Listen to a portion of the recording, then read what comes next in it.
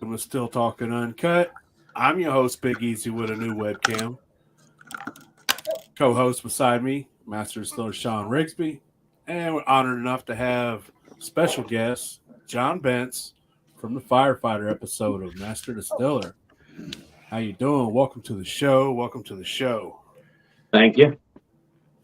Yeah, man, glad to have you. It's been a long time coming, man. Yeah. In case anybody's wondering, John was supposed to be on 2 weeks ago when I took the blame for canceling. We all know what it was. So It's always me. But welcome to the show. Welcome to the show. It's a good time. John's from right here in Ohio. It's a cold day today. Today was a cold day. Hold on. You said John's from here in Ohio, right? That's what I said. That's where good liquor comes from. You know, this is going to be one of them episodes. If you want to stick around, you know what you're in for. So, anyways, all right. Before we get too far into it, what you drinking on, Sean? You know, I think we ought to start with the guest this time. No, I think we'll save that one. Okay. Well, what you drinking on, Sean? I'm drinking on water, and I'm also drinking on some of the best post-flavored liquor from anybody that I've ever had that's been on the show, Master Distiller. Amaretto. Oh, okay, you gonna tell us who makes it? Mr. John Bentz. It looks like it's empty. Hey, I loved your promo. Your promo was great. You just left out, a couple of details at the end. Well, I mean, I don't have much more, John. I'm gonna have to, I'm sure he'd get you some. So yeah. I was sitting around, man, and I was like, man, what would be something to drink on tonight?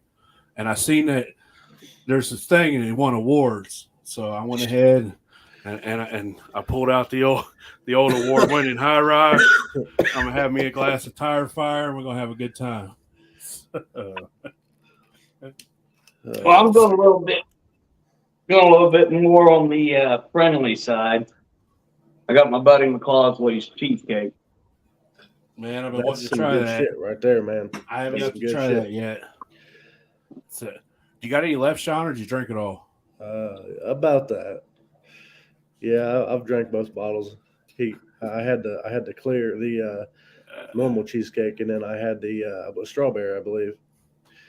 I've got both here, and then I actually got our liquor store over here to start carrying it for him. No shit. So I can go right across the river here to Mason, about 10 minutes away, and pick up however much I want. Okay. Well, next time we get together, man, I'm gonna have to have you get me a few bottles of it. That way I can get dipshit some. I'd like to try it. I mean, man, it's good. It's good. If you like I don't cheesecake. say no. So, We're actually working on getting him over here for a release of his strawberry at that liquor store, and he'll do a little bottle signing, a little taste, and all that stuff. Nice. Now, which one do you like, the original cheesecake, or do you like are you a strawberry fan? I mean, or do you have a preference really? Well, I like his cheesecake, and of course, I had to come up with one too. So I've got his cheesecake in the freezer. I got my cheesecake in the freezer. I got his strawberry. I got my strawberry. And hopefully, somewhere down the line, there might be something else coming. Well, good. What else you drinking on over there? What else am I drinking on? Which one do you want down? I saw something purple earlier. Oh, you saw something purple earlier? Probably something for John Rigsby. Got that purple Jesus, What boy. is that? Purple, Crazy Chuck purple Jesus at that. What proof is that? That is 64 proof. John must have just got home from Daytona. 64. No, John must have. I bought this 3 years ago, actually. That was from South Mountain, ain't it? That was from Adventure. Oh, Adventure, really? That was his adventure from Adventure. Okay. But yeah, I wonder. Maybe I'll have to ask him next month why he did the 64 proof. Because usually you see 60, 70. It's a little off. Not, it's just a different different number. I know up here, I go up and join my buddy Mark Hatfield up there quite a bit, and do a little bit of stuff around his distillery. And from what I'm taking, that's a lot of your taxes go by your proof. Now, I don't know that would make that 64 proof, but the way I understand it, anything above 100, your taxes go up on it quite a bit. You talking Hatfields in West Virginia? Oh yeah. Mark Hatfield. Yeah. I've been up there a few times with my buddy Hooch, man. It's a beautiful place. Yeah, that's whose glass I got my stuff in. He's got a lot of good liquor up in there, man. And it's beautiful up there. Every time I go over to West Virginia or see my buddy, I'm always like, "Hey, man, let's go see Hatfield." I know you guys you ain't a bourbon fan, but that's his 125 proof, 8-year-old barrel bourbon. Oh, so yeah. It's my thing. I'm not really a bourbon fan, but I'll appreciate good liquor. It's smooth. So. Yeah, he was the first place I had seen the old char in a jar, where he just takes a piece of oak and he chars the hell out of it. Yeah, puts it in your jar. I think I brought one of them back for my buddy Mac when I was down there one time. So if you're ever in West Virginia, and is that by Ripley? Where's that at? It's actually up past Ripley now. They were out Spencer, West Virginia. Depending on which way you took, you had to cross 2 creeks and a dirt road or mud road to get there. It sounds like West Virginia. So now if you go on up past Ripley up towards not quite Charleston, Sissonville exit, they're up on top of the hill over there. Yeah. See, I never seen the first one. I seen up on top of the hill. You seen on top of the hill. He's added it's not in operation yet, but he's added a 6,000 pound pizza oven now. Speaking my language. Yeah, brick oven. It's got copper dots all over. I think I sent the pictures to you, Sean. Nice. Yeah, I think so. Moonshine and pizza, man. That's right at my heart right there. So I'm all for that. Yeah, I like that little trip. I work at one of the restaurants I service is in Sissonville, so I got to go right by there. Yeah, I mean, and when in Rome, you might as well pull over and stop and get a jar. You go in there and like here in Ohio, you see they charge you for tastings. You go out there and it's just like, man, taste what you want. And right off the worm. Leave me a tip. Yeah, first time I walked in there, he's like, "Oh, you want to try it right off the worm?" Like, yeah, hell yeah, I do. Like, every time I go in there, you want a shot? Yep, sure do. Yep. Hell yeah. Don't even ask what proof because I don't care. I don't care I think that last was 140 coming off the worm, and he's like, "Here, you want a shot?" I took a big old shot of it, and he goes, "I meant to tell you that was 140." Okay. Every time the answer's yes. Oh yeah. The answer is always yes. Do you want to try this? Yeah. But, we bullshit enough. Let's go on ahead and get into the show. Mr. Bentz, why don't you tell us about yourself, man? How'd you get started moonshining? What age was you? It's family tradition. Just tell us your story, and I'll try to shut up. No family that ever done it, as far as I know. Dad was a drinker, but never ran any liquor or made beer or anything like that I know of. So just got into it by one of Sean's specialties, a beer keg. And a buddy of mine got me making it with a beer keg. And from there, I've built copper stills, just a couple of them. I built a beer keg. I actually found the first still that I built in storage the other day up in the attic. Actually took it to Doug's with me and showed it up there. It's a little 3-gallon all copper, except for, of course, glass mason jar. and the real nice shiny pot for the worm.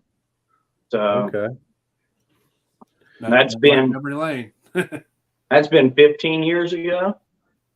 So Well, I can tell you what, man. You've definitely dialed in the craft, with your flavors and stuff. You do very well, man. That's what I was telling old Matt Lemaster the other day. There's certain people that will not hand you a bad jar of liquor. yep. And you're one of them. Yeah, I had someone ask me about lemonade, and I told them, they said, do you make lemonade? I said, I've made it. I said, am I satisfied with it? No. And no one will get it till I'm satisfied with it. Yep. Yeah, there's a difference between, really perfecting a product than there is just making it and throwing it out there. It's a pride thing, man. Like, I'm not going to hand you something I wouldn't drink. Like, if I made it and I don't like it, there ain't no way I can hand it to you. Like, it's all right. Here you go. It's like, no, man. It's got to be, if I'm going to give you a gift, it's got to be the best that I can give you, because it means a little bit more. You know what I'm saying? Like, I won't give something out that I won't drink myself or enjoy myself. So, exactly. Yeah, I'm not going to give somebody a jar of liquor that I can't be proud of. If you can't be proud of it, you might as well just dump it down the drain. I hear a lot of guys rerun it till it turns into Sean's specialty vodkas. But I just think, you can set it back for something else, and you might be able to blend them together and get what you're looking for out of it. But I don't like just adding them to a big pot, basically, and rerunning them, because with what I run, I would run a pot and a thumper, and you're still going to carry some of them flavors. So. Yeah. Mm-hmm. So speaking of rerunning, is that something that you don't do even if you don't run a thumper? Do you just run it one time and call it done, or do you strip it off and then say you want to infuse it? Do you rerun it back through something that has a thumper? Most of the time, I'll use a thumper on certain brandies, and on that last rum I did that blueberry recipe I did on the show. But instead of sugar, I swapped everything out for brown sugar and put molasses in with it, made a blueberry rum. And I used just straight the worm with it. And then after doing that, I made what I was calling, it's basically banana rum, but I was calling it a fried banana rum. So I fried up all my bananas with some honey and some cinnamon. And that's what went into the mash. I ran it without the worm, or without the thumper too. That way it would have a little bit better taste to it. Okay. Not everything's about high proof if you can get the flavor of it you're looking for. Yep. Chasing that high proof has its place. Yeah. Like for me, if I'm trying to make a good brandy, then I'm not chasing that high proof. I'm chasing that flavor more than anything, because that's what it's all about. Like, if I wanted high proof, then I would chase vodka. If I want flavor, then I'm chasing flavor. And I will say, since having an infuser, if I run a thumper, I'll use that infuser. If I'm running something I want a little more flavor too. That way I can charge. I'll charge first time, after my heads is out, because I'll start with nothing at all in the thumper. Yeah. And then about, after that first bit of heads is out, and then I'll dump one in. And then about midways, I'll dump another one in. Mm-hmm. Towards the end, I'll hit another one. But on that first charge, instead of like that infuser's, I think that infuser's a pint. It's something like that, yeah. If I remember. I'll actually open it up and I'll dump a whole quart jar of what I'm infusing into it for the first one. Go heavy infused on the first one, and then jump over on, the next couple. Yeah, that's what's cool about them. You just play with them. Like, I'm going to dump a little to begin, or I'm going to dump here and here and here and here. I'm going to do a constant a little bit at a time, or like, I'm just going to dump it all at one time and then refill it, or That's what they're definitely something to learn with and something to play with. Just like your thumper when you first discover it, you're trying to figure out what you could put in it and what you don't like in it, and so it's just like we don't get very many cool new toys to play with when it's like that. So it's something fun it's something fun to get to mess with. So Yep. So what is your what's your favorite liquor to drink that you make? Yeah, All of it. a lot of it. It depends on what type of mood you're in. If you're in a mood to sit around the fire or something, probably going to be the amaretto or butter pecan. Okay. If I'm in a mood just to be out here messing around in the garage, it's probably going to be an apple pie, a butter pecan, something something not real heavy. Right. Well, that's fair. So I see you got some bourbons up there on the wall. Looks like. Yeah.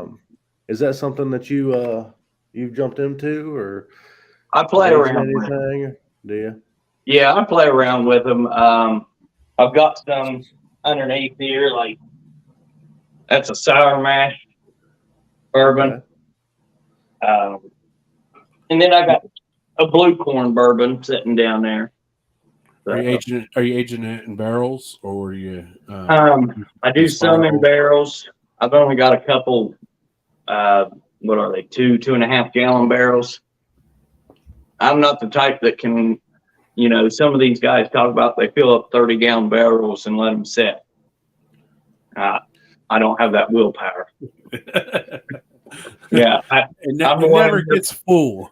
I'm the one in here popping the top, taking the turkey baster and pulling some out. Hey, R&D, man, R&D. You gotta see how things are progressing. So it's all part of the job. So on them 2.5s or 3 gallons, I'll let them sit for about 6 months, and then that's about 4 months. I'll pull a little bit out to check it. About 6 months is normally where they're at. I mean, you're talking 5-6 gallon barrels, right? About a 3 gallon barrel. About 3. I mean, that's plenty in something that small. So yeah. Otherwise, I do kind of a char in a jar method. I worked with Hatfield up there a couple of days, just kind of. I can't really say I worked with him. I went up there and watched him and sipped. Yeah. But you learned. Do, man. You learned. You had a learning experience. He's got a nice method where he takes a Blackstone grill and he throws them all on the Blackstone grill and just lets them sit there and cook. And eventually they'll either catch on fire by themselves, or he'll take a torch and kind of light them up a little bit. Yeah. And I do that. I've actually got a buddy, Roger Dingy. He's Loudonville, Ohio.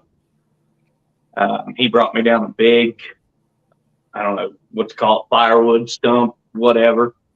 And it's white oak. And I just go out and cut inch by inch chunks off of it, char them myself, and put them in. Okay. It's better than trying to find white oak. Yeah. Right. A lot cheaper too. Yeah.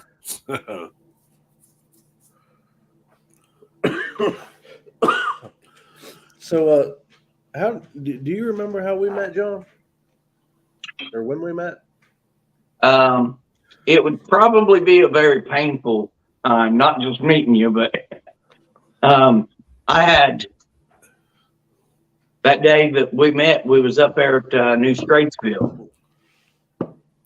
It's funny how things come full circle, ain't it? Yeah, I drove all the way up to New Straitsville and didn't know there was a shorter route. So I went clear up past like the Rocky Boot Factory and out and around. And I think it took us probably about an hour and 45 minutes to go somewhere that'll take me about an hour max. And I had kidney stones that day too. Kidney stones? Yeah. So I was, hate to say it this way, but I was popping pain pills and trying to stay comfortable because it had me going out a dirt road. Well, It was shit. a pretty bad ride. And if I remember right, it was cold as shit. It was cold as shit that weekend. That's Yep. the first festival I met Sean at. I had met him before that, but Yeah. I went down there because he told me about it. It was brutal that weekend. It's kind of like today. So, Oh yeah, it was cold today. I was on a roof today out at Fairplane McDonald's working on a freezer box condenser, and it was sleeting. yeah, it was. So It was. Don't worry, it'll be 70s on this weekend. So we're going to be up around 70, 75 this weekend. So you know how it is, man. You don't like the weather here in Ohio, wait Stay 5 for minutes. I was gonna say wait till tomorrow, but Oh yeah. But so What was the first thing you run? What was the first thing that you ever was like when you got started and you wanted to give it a shot? What's the first thing that you did that you tried? well, I won't say it was all grain, but it was corn, Tractor Supply corn, and sugar, Yep. and Tried and it turned true. out all right. And then we ran some cream corn after that. It turned out all right for what it was. Yeah. Middle of the night, we decided we was going to mash in, and we went and got some. We went to Walmart, and the woman looked at us like we was, Really, on really drugs high. or whatever. Y'all got the munchies. Yeah. Y'all like cream corn, don't you? Yeah, Either that we or gotta you were wait a filling week up or a two. kid pool with it. So, well, I guess instead of yellow wrestling, that's a lot of cans of cream corn. I think it was more sugar water than it was anything. I think it was Yeah. more of a sugar wash, but there was shit floating in it, so it was good. Yeah, it'll make liquor. That's all that matters. We thought we was doing something right. well, if it was fermenting and you were running and making alcohol, that's a You lot did of shit, something right, like Yeah, but you achieved the goal, no matter how great it turned out, you still achieved the goal. yeah, it didn't taste bad. So, I mean, we still drank it, if that means anything. Of course, that's been about 15 years ago. So Yeah, that's back when we was first starting out. We was drinking Everclear. yeah. How would you like to have one of those jars now, just so you could taste it and be like, "Holy shit!" It would definitely be a curve because I'd taste it then and I'd taste what I make now and I'd be like, damn, and I'd just slide that one back to the Slide side. that one on back down to the side, huh? Like, Yeah. Yeah, made some good stuff, made some bad stuff. Yep, that's why if you ever go over to someone's house and they've got a jar that's fucking plumb full to the top, there's a good chance that it ain't worth a shit. Or you're at Now, my house because I don't really drink it. Well, right. Or if you go over to someone else's house and you got a jar like this. Oh yeah, you Well, can always tell a jar that's really good. Like Sean said, it's about gone. It's always chasing that jar. Like, man, I need another one of these. Yep. Well, man. Yeah, I actually had a jar of that when I was down filming, and we went to Kelly's for the moonshine run, and it ended up in Uncle Dum Dum's cooler. And Kelly had a taste of it, and I made the remark and told him, I said, that ought to be the next jar on your shelf. And he's like, well, what is it? And I told him, and he tasted it, and he said, that's good. Well, then it got put over in Dum Dum's cooler, and I never seen it again. It's probably gone now. Yeah, nothing will disappear faster guarantee than a good jar of liquor. So when what'd you make when you went on the show? You was on the fireman episode. What'd you make when you were on there? I made a blueberry brandy, and I started out with 48 pounds of blueberry. I was just shy of the 50 mark. My man, I knew what you made. I always like it. You rolled up in there, and I was like, Sean, he's got all blueberries, bro. He's making blueberry brandy. That's what he's gonna win. Like, I've had you pegged to win. Anytime you roll in with that much fruit, I'm like, it's gonna be the best jar of liquor out there. Just run it and turn it in. Don't make them flavor it. Don't make them flavor that brandy. Don't make them run it again. Don't make them put it on wood. Just keep that brandy good and clear, man. On the end, that's probably what I should have done. Is just tempered a little bit and turned it in. I thought we had a lot more time than what we had. I thought we had an hour. And then, when they told me a half hour, I was like, holy shit. To make the mash or flavor? To make the flavor. Okay. Yeah. Well, when we start making the flavor, I'm pouring blueberry juice and I'm pouring sugar and brown sugar. Then I hear, is either, Digger or Mark speak up in the back, and they're like, oh Lord, he just put 2 whole cinnamon sticks in it.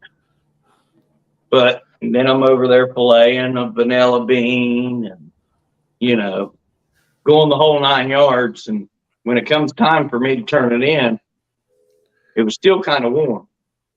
Even though I put it in a bucket of ice and was turning it and everything, it was still kind of warm. So, and I had all intentions of playing the game with it, and I went and bought some cream.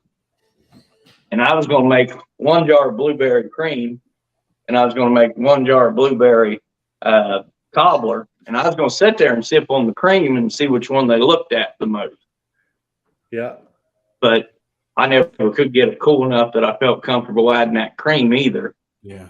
I mean, I was down to the wire just turning into what I turned in. So just trying to cool it down. I'd imagine, anytime you start mixing those good sweet flavors, man, when it's nice and cool, it hits a lot differently than when it's warm. So I can see why you're spending so much time trying to cool stuff down. Now, when you fermented those blueberries, did you use what type of yeast did you use on them? It was Red Star yeast. I used a yeast nutrient and I used a yeast energizer. So when I rolled up in there to pitch my yeast with a whole mason jar that was almost full, they looked at me like I was, stupid. But it had a combination of all 3 things in it. All 3 things was in it. I had a layer and then another layer and then my yeast. And that was the plan because we were supposed to ferment in 5 days. And then I think that might have turned into 7 days. Over the period of time, I think I was there 21 days for the first round, and then I was back. How many days? 21? 21. Holy fuck. Yeah. So I actually loaded when I went to leave because there's a lot of nice bike rides down that way. I loaded my motorcycle in the bed of my work truck and drove my work truck. And I was like, all right, well, if they want to keep me 21 days, I'm going to go riding. Yeah, shit. The bike got 1,150 miles while I was there. Sean, could you imagine being down there for 3 weeks? You'd need a new liver. Well, I will say that I took, and I don't know how much everybody else took, but I took about 8 gallons with me.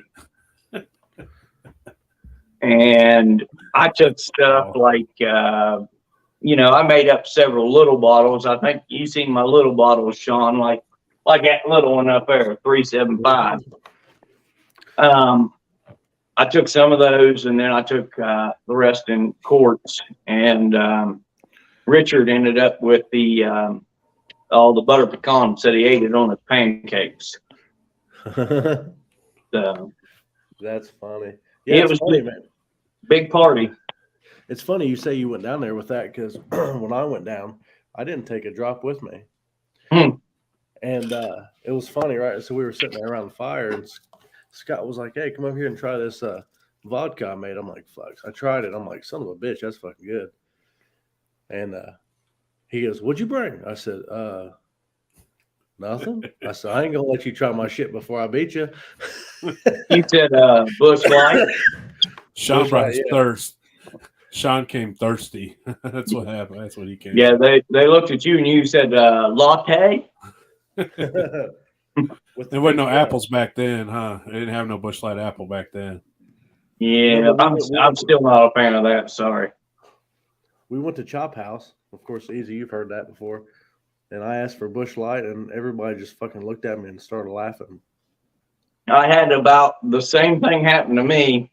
The boys from New Jersey, they decided me, Devon, and both of them was going to Knoxville, and we was going to do a brewery tour, or whatever they call it. They get out their phones, look on the map where all the breweries are, and I don't like craft beer. If I drink any beer, and I'll probably say it wrong, but the Double X, the Sakis, Dos Equis, whatever. I get those Equis. With Mexican food. And Bush Light.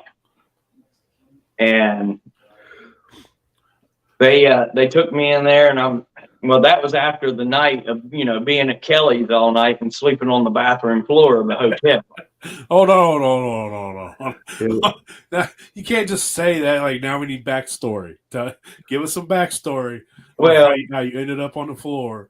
For the moonshine run, we went down there. Me and Devon met Doug Taylor, and before the moonshine run, we went over to Sugarlands and seen that great big old 4,500 gallon pot, and done a walkthrough. Then after that, we went to Sugarlands in Gatlinburg. Did they have that thing running yet at the time, or no? They was getting ready for the first run. That was about a year ago, wasn't it? Yeah, that was almost a year ago now. I was getting ready for the first run, they told us. Had a lot of mash sitting ready to go in it. But, we left there and we went to Sugarlands in Gatlinburg, where we was going to meet a couple people. I think it was Richard and Craig, if I remember right. And then they texted Doug back and said, come out to Adventure. Yep. That was about not to cut you off, but everybody keep Craig in y'all's prayers and thoughts. Yeah. He had a freak accident, and he's not doing the best. So with what you just said, before I get started back there, there's going to be a lot of raffles come up for Craig. I know there's several people working on some. Tracy Baumgardner's working on one, and it's a heck of a package. I've heard a few other steel builders' names in there. I won't throw them out just because I don't know what exactly they're going. North Georgia Steel Co's got one for sure. I know that for sure. I've heard them. I've heard Kevin Gordon. I'm not 100% sure on that one, but I've heard of it. But what Tracy's putting together, it's going to be a whole package. You're going to get everything. You're going to get the steel. You're going to get the mash ingredients. You're going to get the barrels, everything ready to go. So the way I understand it from him, there'll be enough to make a couple runs. 10-gallon pots is what he's making, and it'll even come equipped with the Landry valve. You gotta have a Landry valve, man. Just wouldn't be right without it. So yeah, I know me and Sean have been talking about something. So me and Sean got something in the works. We won't say anything farther than that now, but yeah, prayers up for you, Craig. We hope you get better, and hope to see you, back to 100%. So yeah, he spent a lot of time. Him and Richard both did spend a lot of time with us when we was down there filming, and there was few, I'll say mornings, but it was nighttime, morning, whatever. It was dark where he come back across the highway over to our hotel, and me and him sat out on the truck and drank some beer. Nice. So, and if I text him, he texts back. He's one of the ones that, I think he really looks out for the craft. Yeah. He's in our group on Facebook and everything. And you just never know who you're going to make friends with. And, it's like, you never even imagine you'd be friends with somebody until you realize you have such a common interest and you bond over that. And all of a sudden you got a friend for life. It's crazy. That's the best thing that I got from going down there and filming was the people that I met, the friends I made. And yeah, I wouldn't know really, I'd probably know Easy by now, but you know, I mean, we may not know each other if it wasn't for that. Yeah, that's kind of the way it worked with me. You know, I got second place on the firefighter challenge. Mike Burdett ended up winning. Everybody's got an opinion. When I can call him, he'll answer. We'll talk. You know, I still keep in contact with Gabe. We got the old crazy Wild Bill. And probably the only reason why I call him crazy, and I told him if I got on here, I was going to tell this, but let's fucking hear it. Wind it we, up. we was all out in the parking lot, and you know, Wild Bill and Rachel got back from their day of filming. I don't know what area they was in, but they were both hot, ready to go to bed, blah, blah, blah. Wild Bill seemed like he was maybe a few drinks in, which I don't know how you leave that set and not be. Yeah. But I usually showed up that way. well, I did one. You got to chase the hair of the dog while you're there, huh? Like, That's right. But Wild Bill, Rachel goes in. I guess she was going to shower, go to bed. Wild Bill comes out wearing nothing but his damn boxers, smoking a cigar, got a hat on. And was he wearing a hat or a welding cap? I think it was his welding cap because you know, it's one of these numbers. Yep. So I hear, "Hey, Bentz," and I look over, and his whole ass is hanging out of his boxers. And he just, you know, with that cigar in his mouth, just looks over like, basically like a "how you doing?" and looks back and walks back inside. And from that day forward, I just told him he'd burn a bad spot in my brain. some images you can never get rid of.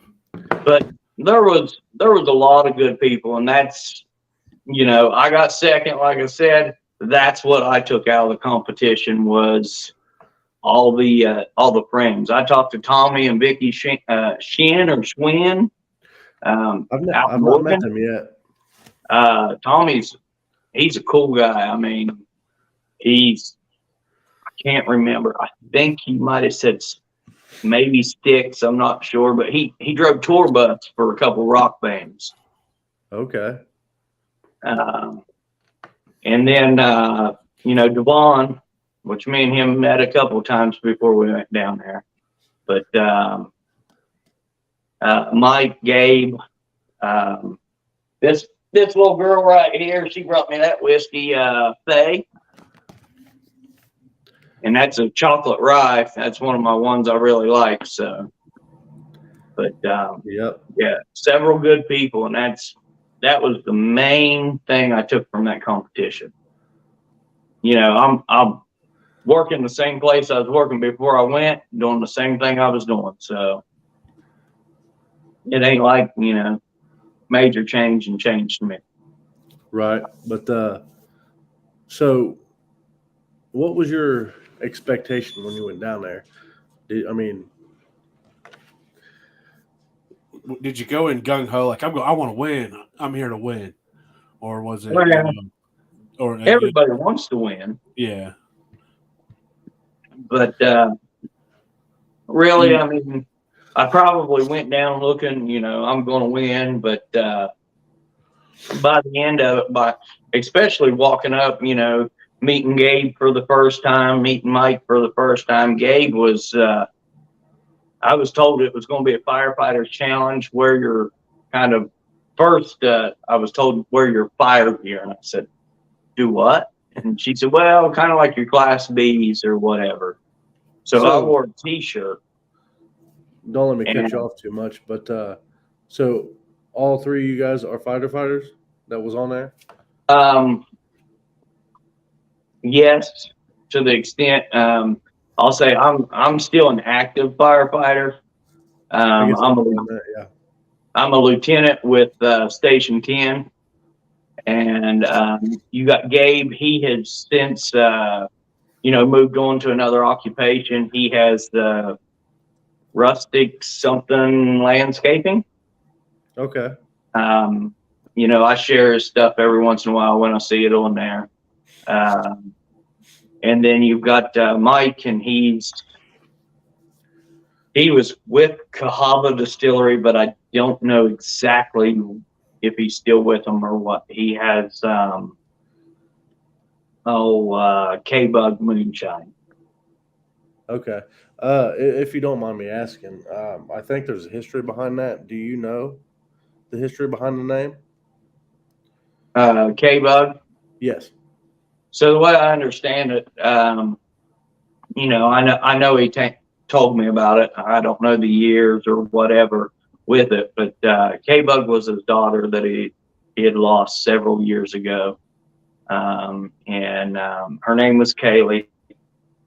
So they brought out K-Bug Moonshine, and that's a great tribute. That's amazing. It is, and I've got a bottle of it up there by my little 3-gallon still that was my first still, and it's actually signed by Mike. He brought it to us down there. He brought us that, and I keep it pretty close, which I don't know if y'all will really be able to see it or not.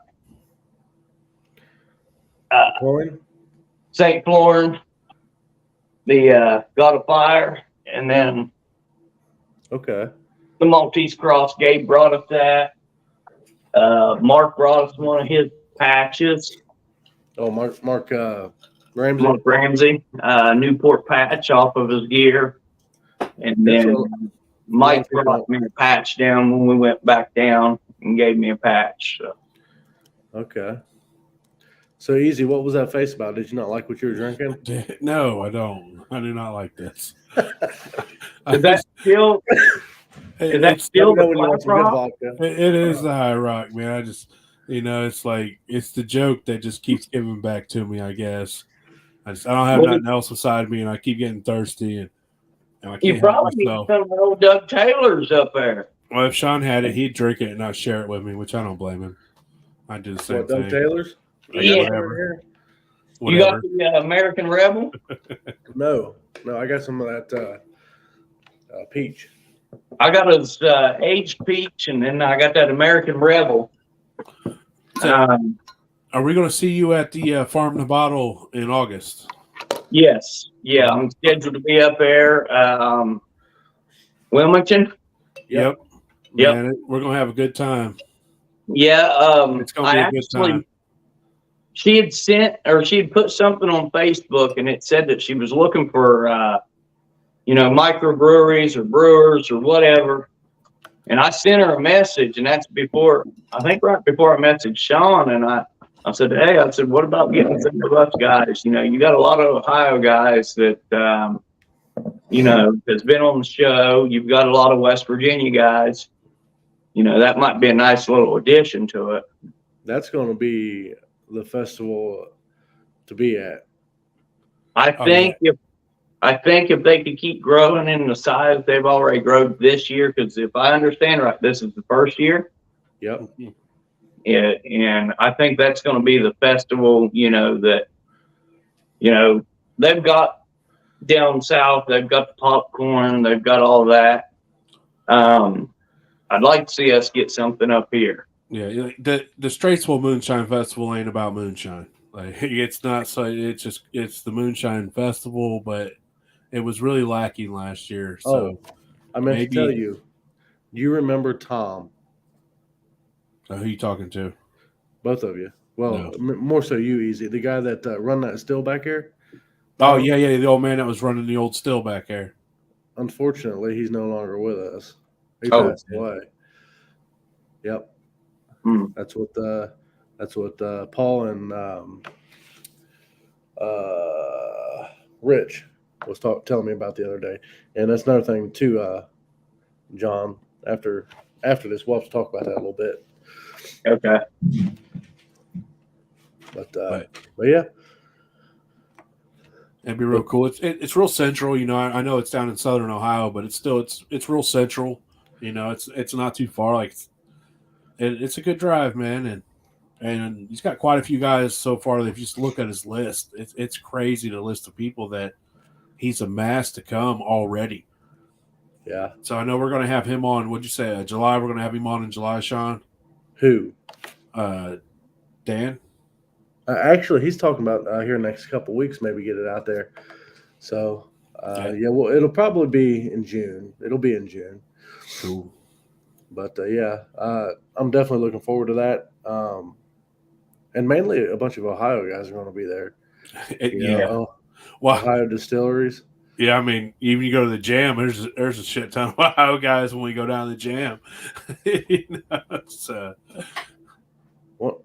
One of these days they're not going to look past us. It's at the end of the day, it's volume. Yeah. For some reason they keep picking from Ohio. I'm trying to figure out why. But. So where good liquor comes I went down to the Bell of Dayton where you had went last weekend, Sean. Yeah, man. And I had seen they just put out an article. They just released the first bottle of bourbon made in Dayton since Prohibition. Yep. It said they released it online and it sold out in 60 seconds. No shit. Yeah. Well, I'll see if I can't get us a couple bottles next time they run it. Let us know. I'm all about that. Yeah. Well, come to find out, that's what I was. John, we went down there last weekend or a couple weekends ago.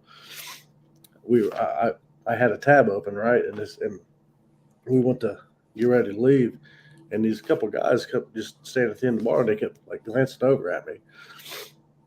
And Jenny's like, "What?" I'm like, "I don't know. These guys keep looking at me." And well, they come over and they're like, "Hey, is your last name Rigsby?" I'm like, "Yeah." I looked up and he's like, "Well, so is mine." He's like, "Where are you from?" I'm like, "Fuck." I thought he was, recognized me from the show or something. I'm like, "This is fucking great." You thought 3 years later you got recognized? Dude, it happens, man. Believe it or not. More show from the podcast though. Yeah. And I really like that because that's something that we done. It's not a show. Yeah, you're getting other people's names out there too. That's what I like about it. You're not just bringing on master distillers or moonshiners as far as Richard and all them. You're bringing on still builders and everything else, and a little bit of some good information comes through. Well, that's it. Everybody does things different, or they started in a different place, and there's a lot of people that get online and they look for information that they just, don't know the answers to. But you take a little bit of this person, a little bit of that person, and then put it together and do your own shit. Yeah.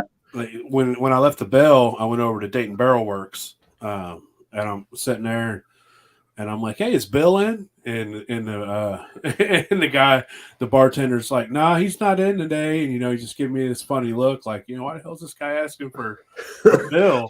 And I was like, "Oh yeah, he was supposed to be on our podcast." Me and my buddy Sean. He's like, "Oh, okay. Sean was in here last week. I talked to him, this and that." And then I was like, "Bro, I would love to have you on," because he started going on and on about how he makes all these liqueurs and things like that. To make mixed drinks with, and saves him a lot of money because he makes it himself.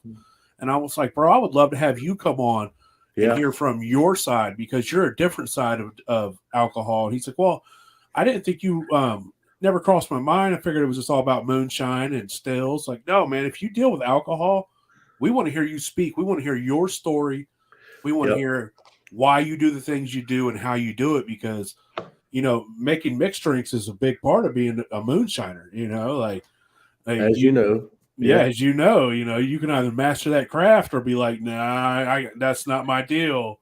And so, I think it would be really nice to hear from a bartender who's really passionate and deeply in depth of what they do and love what they do. So, we're open for anybody, if you have anything to do with alcohol, no matter what stage it is, whether it's wine, beer, bartender, it does not matter. We want to hear from you. We want to hear your story. Yep. That's what makes it interesting because like Sean said, what I do may not be what he does. I may not charge my thumper, he may charge his, and you may not run a thumper, we had several people that showed up on the show that never ran flame before. Yeah. Yep. Electric or steam. And, it was kind of one of those. It's a challenge if you haven't done it. Yep. It really is. It's kind of one of those things, I won't say that I had an edge in my competition because Mike has ran on, flame before, and so has Gabe. But, we was all able to pull together and help each other with anything we had going on. Well, see, now that's one thing that Thomas mentioned when we were filming was, he was used to having more cooling than the little the I think it was like 18-inch or 24-inch shotgun condenser, which honestly, I after running one after that, I realized that was probably more than enough. But he was running gas. He'd never ran gas before. He started out. He went to Moonshine University, and he started out at a distillery that his family owned. But to this day, he makes the best vodka, hands down, I've ever tasted in my life. That's the sweet potato vodka, right? Yes, it is. Sweet potato vodka. That's sweet potato vodka. I've always been interested in seeing how that tastes. It's he runs it through 21 plates, and I promise you, you can tell it's sweet potato. Now, you get so used to running your still a certain way. You have the still and you run it all the time, just like this, just like that, and you get so used to it that one minor change, whether it's you add a new line or you add a different size thumper, you almost have to relearn how to dial it in and run it because it's so new. And like you said, if you're not used to running fire and they throw you on fire for the first time ever, you're like, hey man, I'm about to learn how to run fire because I've got to learn. It's learning, That's where I'd like to run a steam just to say I ran one. Yeah. All I've ever ran has been fire. Actually, the first one I ran was with that buddy of mine. He had the beer keg, and we just had cinder block, grill grate sitting right on top of it. So I can say that wood or propane. Wood. I can say technically I've ran wood. Nice. We'd have our highs and lows where it'd be coming out strong, and then we'd have our over there trying to scrape it out. And, little different when you don't have a nice furnace to control the heat. Huh? You're just shoving hot coals underneath of it, and so I won't say I successfully ran wood because it wouldn't have been the way I wanted to run. I like about a matchstick or so, maybe a little heavier than a matchstick, depending on what you're running. I'm not one of those guys to sit and watch that drip like that. Yeah. And if that's like we already said, if that's how you run it and it works best for you, then do it. You damn right. If it works great for you, do that. Do that shit every time. Do what you love the way you like it. So after playing with the wood fire, to give you a little bit more respect when you watch those guys run those furnaces and that stuff is just pristine drip all the time. You're just like, that's amazing. That's wild. Well, see, 15 years ago, I was only 22 years old. So I had no fucking idea whether, we was running it right or not. I'm lucky I didn't know I could make my own liquor at home when I was 22. I'll say that. So the world's a better place knowing me not knowing I could make liquor at home when I was 22. So you're about 37, 38 then, aren't you, John? I'm 37 years old, yep. So me and you are the exact same age. Well, almost. I'll be 37 in October. I'm the grandpa around here. Well, the hairline gives it away. Right? Yeah. I got that going up here. I mean. Oh, man. You got that one little spot. Yeah. If I shave, go short, I got that little island there. So. You just got to blade it off, man. Just shave it down. Well, that takes too much time out of the day. And, most of the time, I won't say all the time, but most of the time I'm out of the house by 7 o'clock heading to whatever store. Some of my stores are an hour and a half, I'd say, one way. So I may be driving, 5 hours a day. So, since we're on the subject of, moonshine in general, of course, the podcast. Since we've been on the subject of moonshine for 55 minutes. I just thought of a question. Do you have a when moonshine about killed me story? Or a really good one, Or just a really good story in general. I really hate to disappoint you, but I think the only thing I've got is on the first time I ran that 3-gallon still, the cap blowing off. Was it paste style? You popped the cap on paste style, popped the cap on it. Did it get plugged up, or I think I was just running it too hot. Okay. I was running it too hot. Kind of one of those things where I was just getting into it. I'd already ran the beer keg, and we ran the beer keg at this temperature, and I got this little 3-gallon ugly duck, or I think that's what Devon calls his, the ugly duck. That's a beautiful one, though. Now, I'll tell you what I used to call mine. Mine was called the prostitute. And that's because I had that nice 10-gallon that James Hatfield built me. And you set it up, and then you set that ugly little, 3-gallon that I would run just to play around with flavors on. And that's how I figured them out. And then I jumped to the 10-gallon. Yeah. Okay. Running kegs will, it's definitely a big learning curve when you go from a keg to copper, because that keg is a tank. It's just such a tank, man. Thick old stainless, and then you go to a piece of copper that, probably ain't much heavier than a beer can. You're right. Yeah. You go from a dumpster to a pop can. That's what it's like, man. And you can get done using your beer keg, and you can throw the son of a bitch out with the trash and pick it up and use it again. Oh yeah, as long as it ain't got a hole in it, it's good to go. Or if you get that suspicion someone's watching, you kick it over the hill. Heck, I can build a new top. Yeah. Slide the spear in it and twist it up, and nobody will know. So. Yeah. Confucius say it will hold liquor. That's right. Yeah. It will hold liquor. So. It'll hold and make, but I've done stainless and I've done copper both, and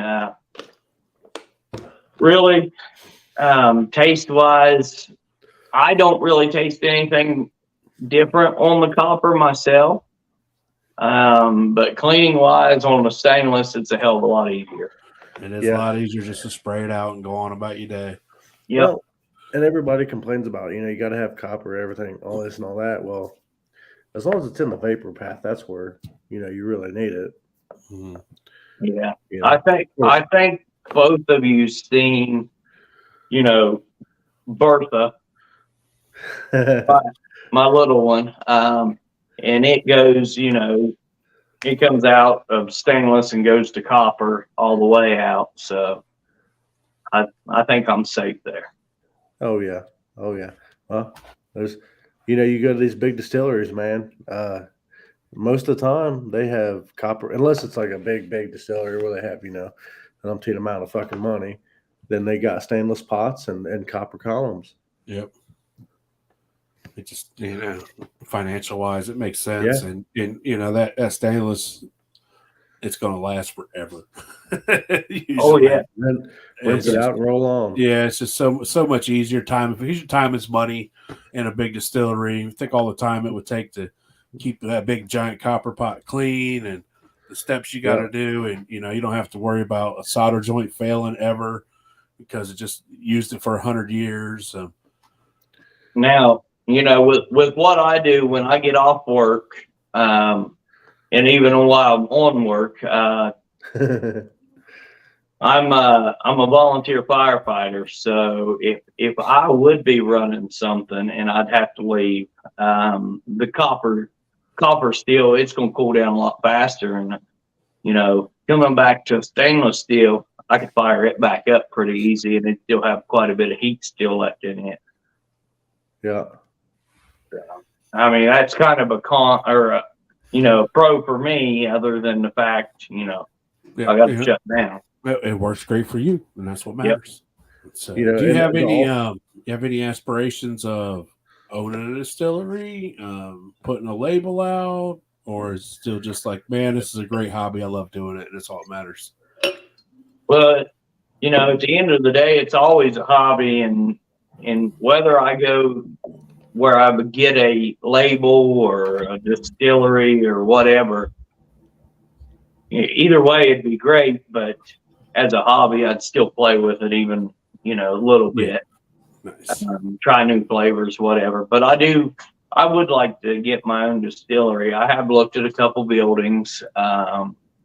We looked at one right uptown up here, and then found out a couple days later a church bought it, and they're going to turn it into maybe a pantry or something. So, but it's, I guess, future plans, whether it makes it or not. You know how life gets in the way. Yeah, it does. You're damn right on that. But I can't remember. I was going to ask something now. I can't fucking remember. Not really ask, but that's one thing I really appreciate about people that do it for a hobby. We do, but it really gives you time to hone in your craft. Whether it's if you're trying to make flavors, or you're trying to with, say, a sugar shine, or you're trying to really make a good, not clean, clear liquor, something on, I don't want to say a smaller scale, but like, if say you were running a 300-gallon pot or something like that, there's not much experiment in there, because if you fuck it up, it's a lot of money. Yeah, that's a big loss. Especially if you're making a brandy. Yeah. Or if you're using, good heirloom corn or whatever. Yep. But so what is one of your goals from here forward? I know he asked about a distillery, but I mean, is there a certain goal you have in mind? I mean, well, a certain kind of drink, or the main goal is eventually, if I do get a label out, whether it be my own distillery or not, basically that label I got up here, Firehouse Moonshine. But the main goal is, when I got on the show and they told me what I was actually going for, all these fire departments, we've got 14 members, I think, at our department right now. And I couldn't tell you how many, miles we cover right off the top of my head, but we cover, we mutual aid with 2 other departments. We also cover Chester Township and part of, I think, right on the line of Gallia Township. So some of our fires and stuff that we go to, we're, maybe 15, 20 minutes out. So kind of my main goal when I went on the show for the Firehouse Challenge or Firefighter, Firehouse Flame Out, whatever it was called. My main goal was to bring kind of an outlook to the firehouse. Yep. That's why I was excited when they wanted to film in our firehouse. They actually caught us in the middle of a run. I was up at the firehouse walking through doing my filming for my hometown package when we got toned out for a run. And it was a water rescue. We could talk about how that turned out later, but anyway, my main goal was to bring kind of the outlook of everything, I guess the people to look at the fact that we need people, whether you're volunteer or whether you're paid firefighters, if you're out catching on fire in the middle of the night, you want someone to come. Yeah. Or if you're in a car wreck or whatever. So that was kind of what excited me about the main thing. And that's kind of what I would like to bring, I'd like to bring that label out just for that. And then I got a buddy that wrecked a fire engine while I was down there filming. And he passed probably, I'm going to say roughly 6 months ago, maybe a little bit more, due to injuries from the wreck. So eventually I'd like to bring something out, not really in his name, but I'd like to get that proof a little bit past that 100 mark. Yep. And go up to his unit number to 107. So I'd bring out 107 proof, something under that label. So that was kind of my goals with that. I mean, it wasn't really getting on the show, but it was bringing that aspect to the show. Yeah. Yeah. See, that means a lot, you know. Yeah, I thank you for your service, man. Thank you. But there, there is goals out there. I'm sure you'd like to get your label in somewhere, whether it be where it's going to be or supposed to be or whatever, or another distillery down the line. But there is goals out there. You know, we've all got something that we strive for. You know, we all got something that we dream of, and hopefully everybody can make those dreams come true, whether it's now or in the future. And you know, no matter how long it takes you to get there, man, small steps are always moving forward, and that's what gets you to the end. That's what gets you to the goal. You can't finish a race unless you get started, and you can't finish unless you're moving forward. And it doesn't matter how fast you're moving. Just keep plugging along, man, and everything will work out for you. So, yeah, we might all be Doug's age when we get it and retire, but hey, you know, it doesn't. Like I said, it's not about how quickly you get there. It's about the journey there, you know, and that journey is what you're going to enjoy the most. You know, every little bump and bruise and the ups and the downs. And that's what makes it all worth it in the end. You know, you look back like, man, can you believe we did that shit? Like, you know, and me and Sean still sit around and talk about things that like, man, can you believe we did that and we got away with that? And we're here right now doing this. And so, you know, that's what it's all about, you know. And what's really cool is all the people, all these beautiful, amazing people that we meet along the way that started out as acquaintances who enjoy doing the things that we like to do, but now they're family. You know, you look at people like family now, like, man, I don't even know this dude, but I could call him anywhere, anytime, and if he could help me in any way, he would. And I've never met this dude in person one day in my life, but we're still like family because that's just how it is. Well, it's a brotherhood, you know, and it shouldn't be held to who was on what, who won what, you know. At the end of the day, we're all striving for the same fucking thing. Yep. You know, I may get a label in a distillery. If I don't, when I die, make sure you pour the fucking whiskey on my grave and we'll call it a day. Well, I tell the old lady that when I die, that one up there, I want cremated in that little whatever it is, gallon and a half, whatever. I want cremated in and set on our mantle in the living room. Nice. You know, and tell her I want people drinking at my funeral. Yep. Yeah. You know, so it's all about the journey, and you know, and I'm honored and pleasure to share this journey with y'all. You know, with that, we'll let everybody go. We're coming to the end, so I'll outro us. You know, like I said, it's all about the journey, man. It's all about the steps forward and the people you meet. And I'm honored and pleasure to have met or spoken to everybody in our comment section. Talked to quite a few of them. You know, it's an honor to finally meet you in a way, John. I'm sure I'm going to meet you in person here real soon. Oh, yeah. And Sean, you know, you're my boy, but whatever. Keep a hat on, though, right? Keep a hat on. That's right. Keep that damn hat on. But we appreciate everybody watching, everybody listening. We love all y'all. We appreciate y'all. We'll be back next week, and hope everybody has a great week. And again, John, thanks for joining us. Thank you for your service. But don't get nowhere. Appreciate your stories. Yeah, don't hop off here. We got a little after show going on. It's private time. So Right. everybody have a great night. And we love all y'all. We'll see y'all next week. Shine on. That's right. Shine on. I ain't taking a drink of this.